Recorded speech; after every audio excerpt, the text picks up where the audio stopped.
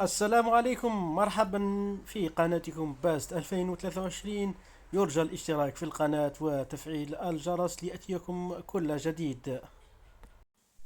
أعلن الناخب الوطني جمال بالماضي عن لائحة لاعبيه المعنيين بخوض معسكر تدريبي قصد التحضير للمباراتين الوديتين لكل من الرأس الأخضر في قسنطينة قبل السفر إلى أبو ظبي الإماراتية قصد مواجهة المنتخب المصري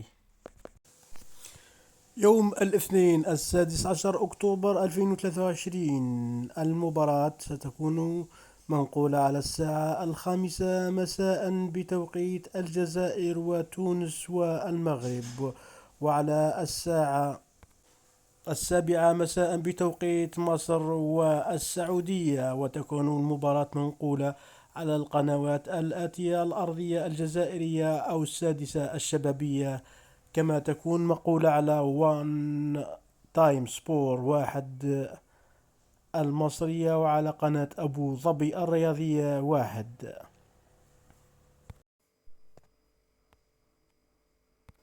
المنتخب الجزائري ينذر كل الفرق الإفريقية المقبلة لخوض مباريات كأس إفريقيا بعد فوزه العريض على المنتخب الرأس الأخضر بخماسية كاملة.